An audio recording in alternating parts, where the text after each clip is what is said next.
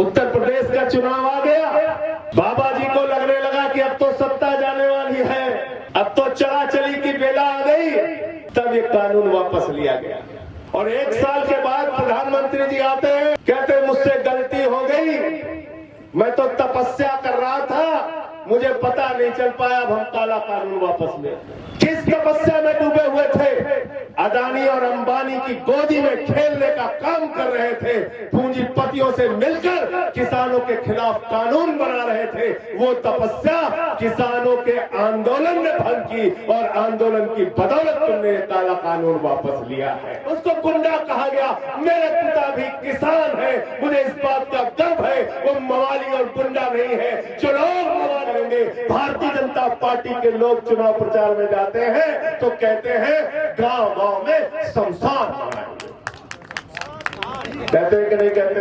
तो मित्र, यहाँ पर ऐसे पंच रहते हैं जो उल्लुओं के हक में फैसला सुनाते हैं, इसलिए ये इलाका रेगिस्तान है। भाइयों और बहनों, गांव गांव में शमशान होना चाहिए कि नहीं होना? तो आपको शमशान चाहिए कि स्कूल चाहिए?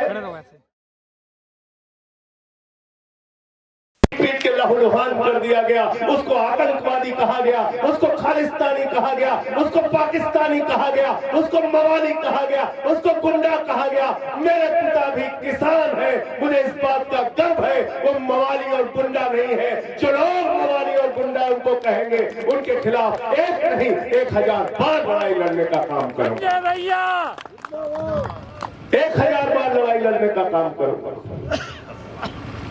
आप किसानों को मवाली कहते हैं, गुंडा कहते हैं, उनका अपमान करते हैं और 1 साल के बाद प्रधानमंत्री जी आते हैं, कहते हैं मुझसे गलती हो गई, मैं तो तपस्या कर रहा था, मुझे पता नहीं चल पाया, अब हम काला कानून वापस ले आते।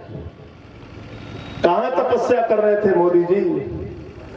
जब आंसू गैस के गोले फेंके जा रहे थे किसानों के ऊपर, उस धुएं में तपस्या कर रहे थे? जब लाठियों से पीट के लहूलुहान किया जा रहा था किसानों को, तब तपस्या कर रहे थे? जिस अन्नदाता ने तुमको चुन के देश का प्रधानमंत्री बनाया, जब उसके सामने तार बिछाकर दुश्मन देश के नागरिक की तरह व्यवहार किया जा रहा था, तब तपस्या कर रहे थे? कहां तपस्या कर रहे थे? किस तपस्या में डूबे हुए थे?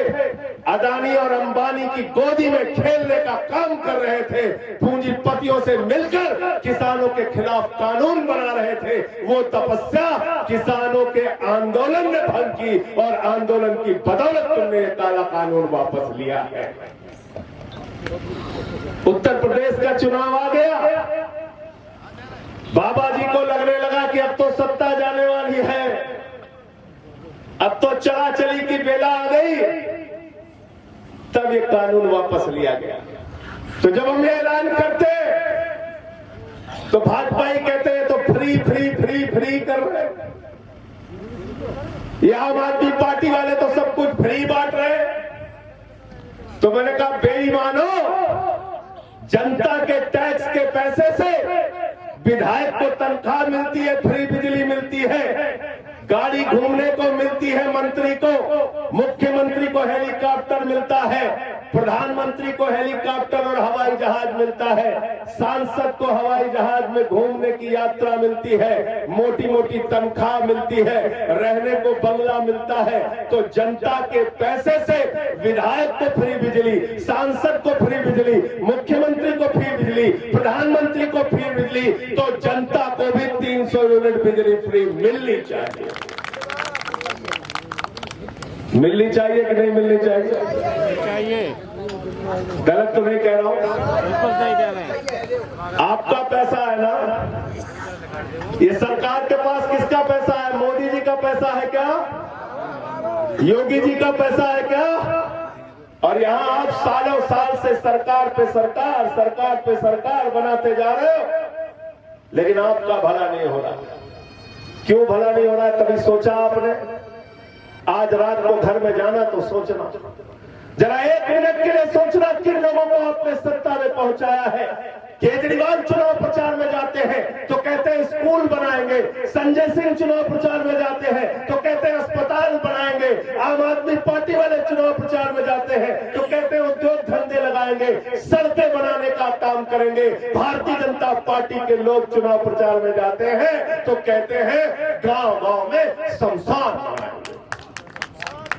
कहते हैं कि नहीं कहते हैं? क्या पूछ रहे थे मोदी जी, क्या कह रहे थे पिछले चुनाव में 17 में? भाइयों और बहनों, गांव गांव में शमशान होना चाहिए कि नहीं होना चाहिए? कह रहे थे कि नहीं कह रहे थे? आप थोड़ा साइड हो जाओ ना। तो आपको शमशान चाहिए कि स्कूल चाहिए? ऐसे क्या चाहिए? जोर से बोलिए, मोदी जी के कान तक पहुंच जाए। जोर से बोलिए, शमशान चाहिए कि स्कूल? शमशान चाहिए कि अस्पताल? शमशान चाहिए कि 300 यूनिट बिजली फ्री?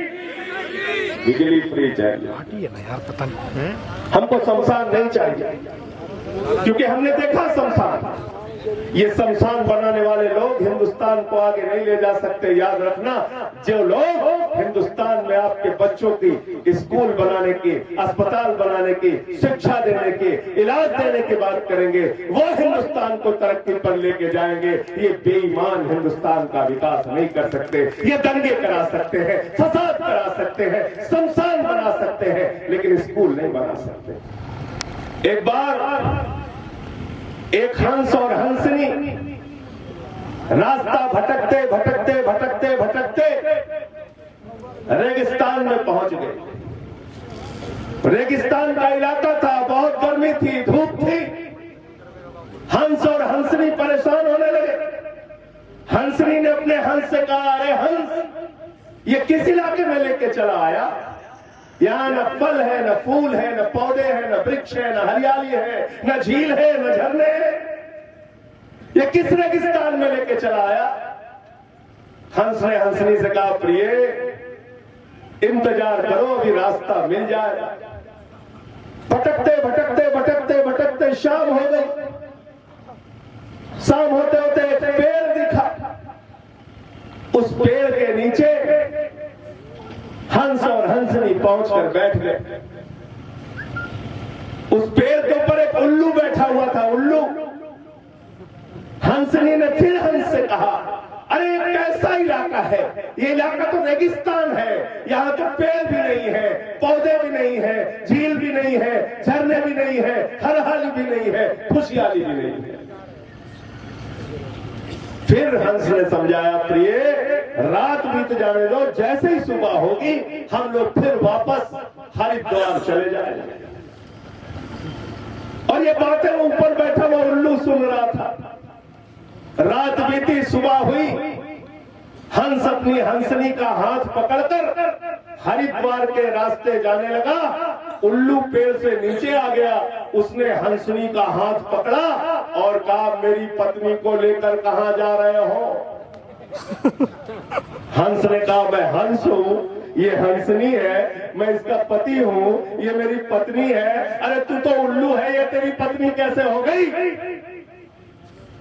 तो उसने कहा, शांत रहना, ये इलाका हमारा है, यहाँ के श्याम सुंदर शर्मा हम ही हैं।